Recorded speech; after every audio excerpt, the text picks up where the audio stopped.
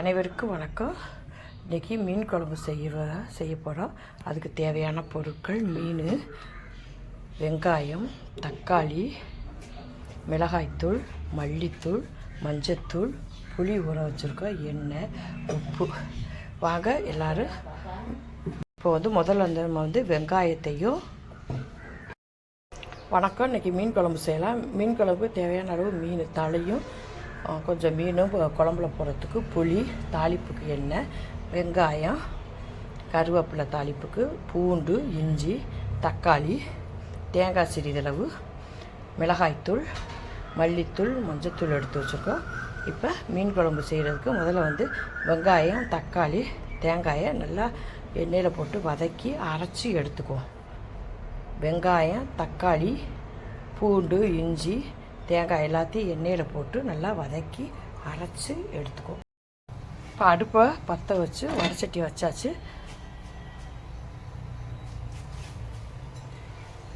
இப்போ வடச்சட்டி காஞ்சிருச்சு. இப்போ தேவையான அளவு எண்ணெய் ஊற்றிடுவோம். எண்ணெய் ஊற்றணும்.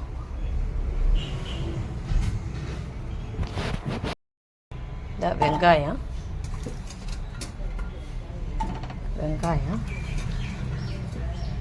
தக்காளியை போட்டு வதக்குவோம். வெங்காயம், தக்காளி, தேங்காய்,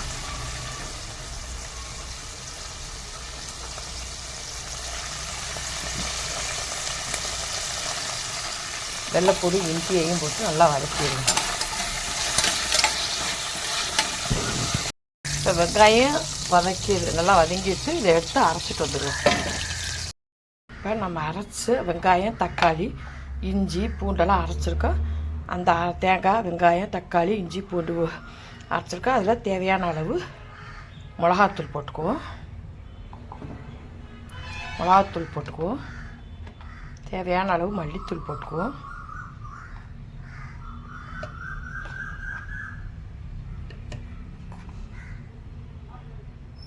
இது மஞ்சத்தூள்.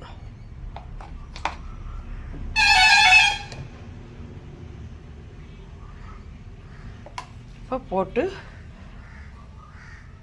இப்போ நம்ம தாளிப்புக்கு போயிடுவோம். பாத்திரத்தில் எண்ணெய் காஞ்சிருச்சு. 2 வெந்தயம் போட்டுருவோம்.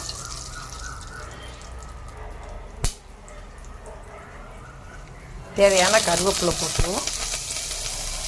போட்டு நம்ம மிளகாத்தூள், மல்லித்தூள், மஞ்சத்தூள், வெங்காயம், தக்காளி, தேங்காய், இஞ்சி, பூண்டுலாம் போட்டதை இதில் போட்டுருவோம். புளி தண்ணி கரைச்சி வச்சுருக்கோம், அதையும் ஊற்றிடுவோம்.